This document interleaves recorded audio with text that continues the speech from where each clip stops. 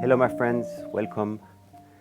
Today you may hear some screams coming from the courtyard of the school because today is the 9th of May, which is the celebration of the Schuman Declaration in 1950.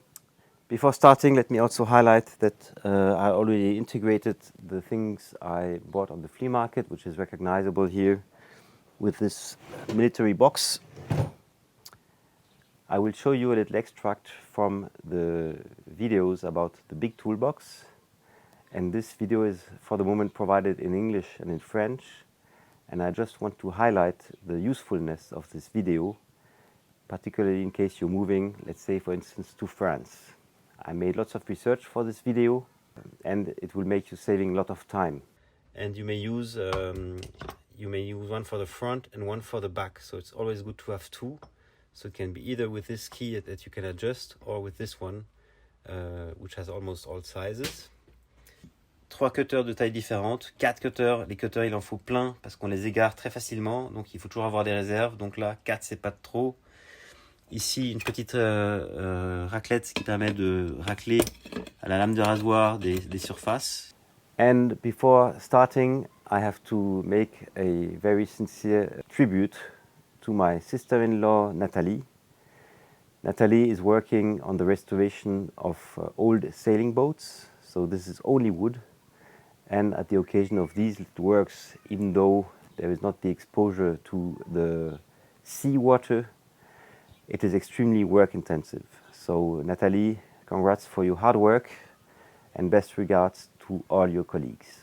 I have to add here that this restoration of the workbench used a methodology that I developed when I restored the doors, inside doors, which was really a hard discovery.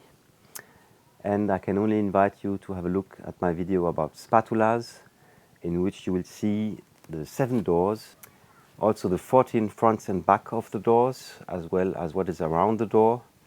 And this was also very work intensive, so don't hesitate to have a look.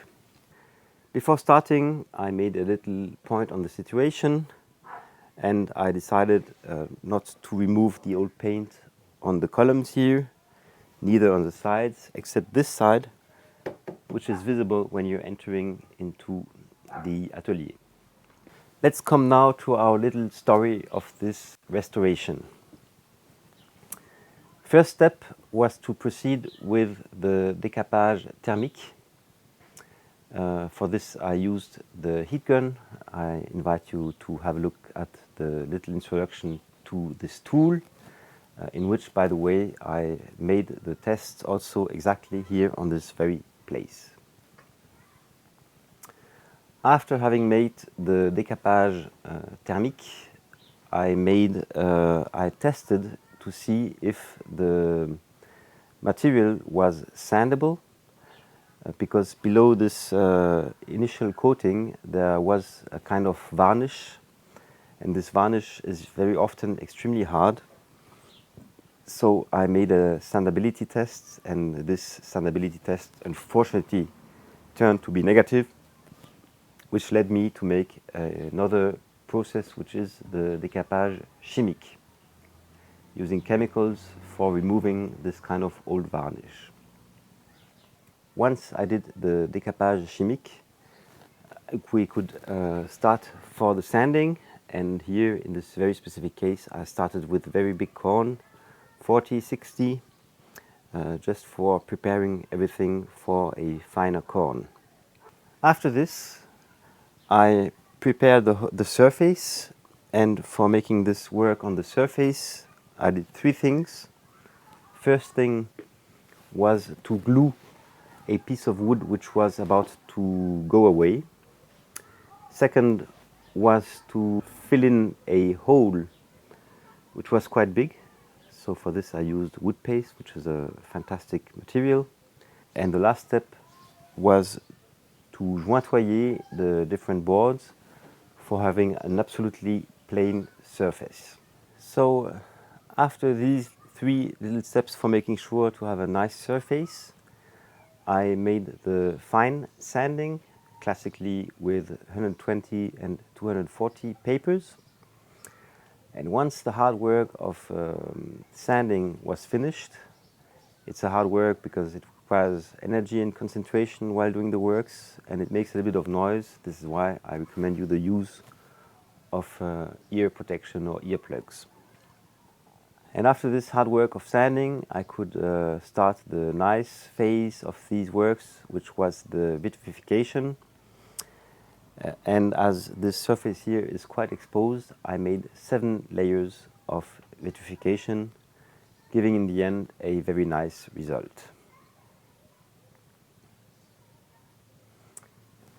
These works were complicated to organize because we had a very bad climate in this period, which means that these works took place during months. With an additional problem, it is that my roof is not totally waterproof. And this is quite a challenge because when you're working on wood, on sanded wood, the wood is extremely exposed to water. So finally, after some weeks of suffering, my wife recommended me to waterproof this roof, which had been done successfully.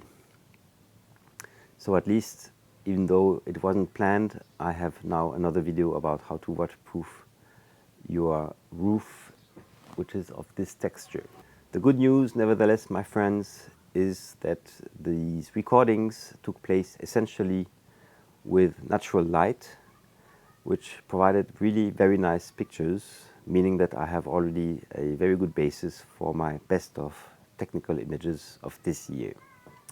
So if you would be interested to do these works, I can only invite you to join the first video of the series, which is the décapage thermique. So see you in a minute on Happy Hour TV 1.